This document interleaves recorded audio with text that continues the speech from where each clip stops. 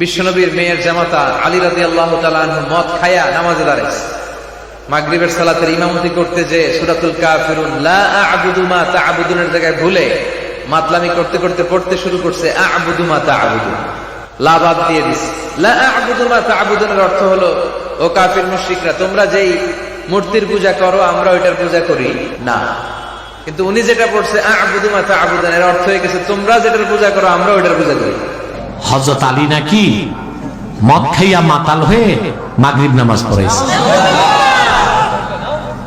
আরে হারামজাদা বক্তা, হযরত আলী মুসলমান হয়েছেন 12 বছর বয়সে। জিন্দেগিতে কোনদিন তিনি মদের বোতল স্পর্শ করেন নাই। তোর বাপ ইহুদিরা তোরে যা খাওয়াইলো আর তুই তাই বললি?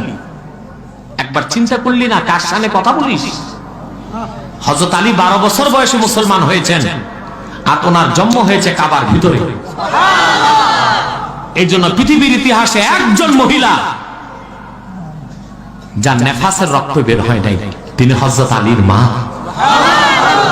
হযরত আলী জন্ম নিয়েছেন বাইতুল্লাহর ভিতরে, নেফাসের রক্ত বের হলে কাবা নাপাক হবে, আল্লাহ তা হইতে দেন নাই। সুবহানাল্লাহ, সুবহানাল্লাহ।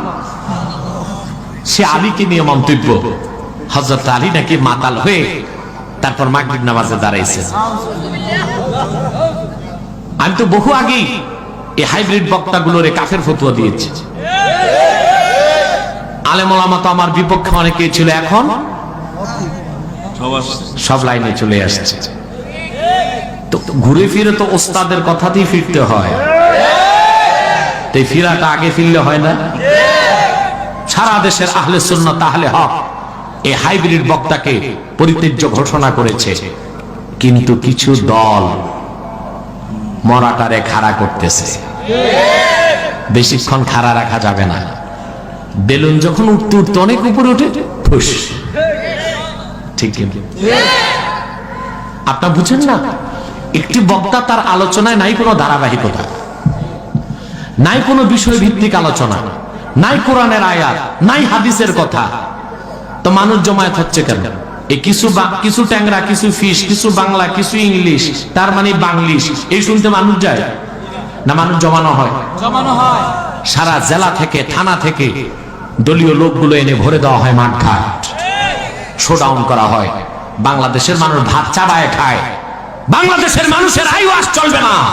এদেশের মানুষ বিবেক সম্পন্ন মানুষ। আমি বলবো তোমাদেরকে, মরার দায় তোমরা নিও না, নতুবা নিজেদের মরতে হবে, ঠিক কিনা?